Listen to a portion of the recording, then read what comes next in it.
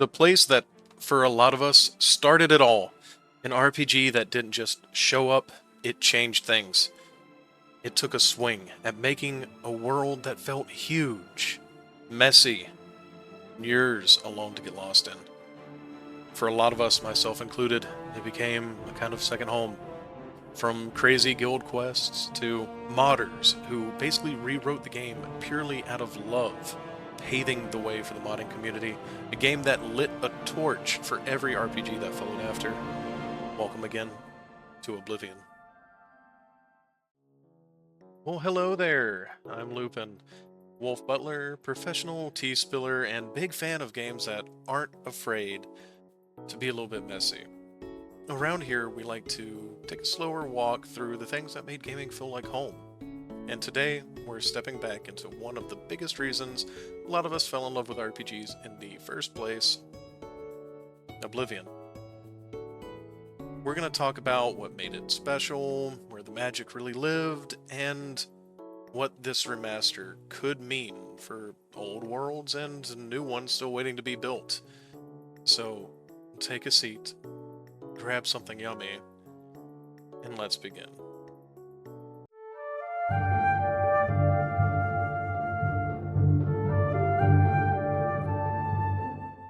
Alright, let's talk about it then. You can't mention Oblivion without talking about this. Oh no, he's hot! Character creation in the original was, let's just say you had three options: Walking Nightlight, Crypt Keeper, or a recent victim of blunt force trauma. And honestly, I loved it. The weird phases, the cursed smiles, and absolute horror you could create just by sliding a few bars a little too close to the left or right. It made Oblivion feel alive, and in a way modern games, well, except The Sims, didn't even risk anymore. Now, in the remaster, it's cleaned up a lot.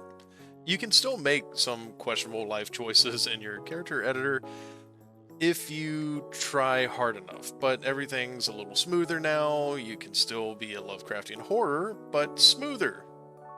Faces have more texture, less, wet clay and glowstone energy, and hair actually looks like hair now. Eyes don't all look like they're seconds away from quitting their job. It's still Oblivion. You can still be someone that looks like they lost a fight with a potato sack and are happy about it, and honestly, I wouldn't have it any other way.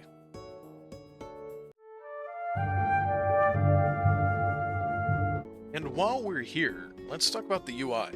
Because if you remember anything from the old Oblivion menus, you probably remember anger and confusion, mostly confusion.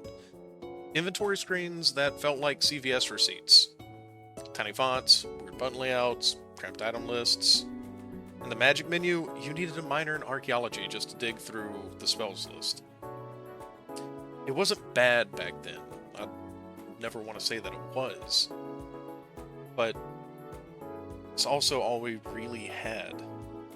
And compared to Morrowind's UI, it felt new, refreshing. But by today's standards, it's like trying to actively read an Elder Scroll while sprinting through a hurricane. Now, the remastered Oblivion finally gives us some love. Menus are bigger, clearer, and way easier to navigate. It's not just a new font slapped over old bones. Everything feels a little better. Spaced out, a little less like you're fighting the interface just to equip something, and a fully scalable world map now. All of this just works. Hooray, no more playing on ultra zoom. You can actually scroll out and in and see what you're doing. And honestly, it makes a huge difference. You still get the classic Oblivion feel, but it's revivified now. You can finally see what you're doing, and I'm also really glad they kept the rendered character model in the inventory screen, so you can still look at your little eldritch horror in awe.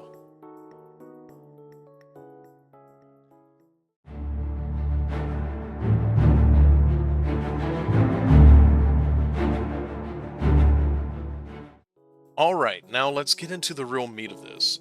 This game has been out for a while, so you've probably already heard all the changes, the facelift, the menus. Let's talk about the future. Numbers first, of course. Oblivion Remastered dropped in April, and it didn't just show up, it kicked the door in, screamed, "Remember me," and people showed up in droves. In less than 3 days, over 4 million players jumped in across all platforms. Steam, over 216,000 people were running around Cyrodiil at the same time. That's not just people feeling nostalgic, that's an entire generation sprinting back to the Emperor's Aid. And it wasn't just Game Pass users either. People eventually bought it. Even with it being free for subscribers, it still climbed up to the third best-selling game in the US. Oh, and on PlayStation, a platform that doesn't like to admit Xbox exists, Oblivion Remastered still managed to crack top downloads for April. So yeah, it's not exactly a small nostalgic project anymore. It's a full-on reminder that sometimes people don't want another battle pass or season pass or loot boxes. They just want a busted magic system, a potato-faced antagonist, and a world that lets them get lost, make mistakes, and design a character that resonates with them or looks hideously beautiful. And honestly, seeing that many people pour back into Cyrodiil gives me hope. A lot of hope, actually, that studios might finally realize you don't have to reinvent the wheel.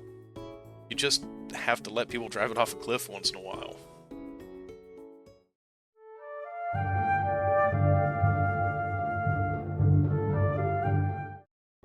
So where does this leave us? Oblivion blowing up like this sends a pretty clear message. People aren't just chasing nostalgia or the Skyrim Smart Fridge Edition coming this fall. They're chasing worlds, real ones, big, messy, clunky, lovable ones where you can lose a weekend on a random side quest you just fell into. And honestly, I hope developers are paying really close attention. Because if this remaster can blow the doors off the industry, imagine what else is possible. Imagine an RPG where you're not spoon-fed side quests and quest markers and every 2 seconds, ooh, look over there, what is that? Imagine a fantasy world that's a little broken, a little weird, but ultimately yours to shape and a sandbox for you to play around in. Maybe this reminds studios that players don't just want polished checklists and statistics. They want stories that happen by accident, they want adventures that don't feel safe, they want games that let you make a character so cursed you question your own morality, and then hand you a sword and say, "Good luck, you beautiful mess!" And if remasters like Oblivion keep proving that, which I'm hopeful for a new Morrowind, Daddy Bethesda, maybe we'll get fewer live service RPGs and more actual living worlds again that have a soul and a feel all their own. At the end of the day, it's not just about prettier forests or cleaner menus. It's about remembering what made these worlds stick, what kept them in our minds and hearts. It wasn't flawless graphics or 600-hour season passes. It was soul. Worlds that felt big enough to get lost in and messy enough that when you did, it actually meant something. Games that trusted us to figure it out, not just to chase numbers, but to chase stories. That's my dream for RPGs moving forward. Less fluff, less filler, and more games that are brave enough to be ugly, be weird, be broken, and alive. More games that leave room for you to make mistakes, and turn those mistakes into your own stories, your own legends. And if Oblivion Remastered can spark that again, even just a little bit, then maybe, just maybe, the best worlds aren't just behind us. They're still out there, waiting patiently to be built. Oh, hey there. You made it to the end of the video. Thanks for spending time with me here today. It means a lot. It's easy to forget with all the noise and new releases why these older worlds meant as much to us as they do. I know for me, this new release was amazing. It was something that I've been kind of hopeful for a while now. So if you've got any stories or cursed characters or a memory from Cyrodiil that you love, I would love to hear it. This den isn't just mine, it's yours too. A place for the odd, the brave, and the beautifully cursed. So rest your feet, warm your hands, and whenever you need a place to wander back to, I'll be here. Until next time, travel safely, Master. The den is always open to you.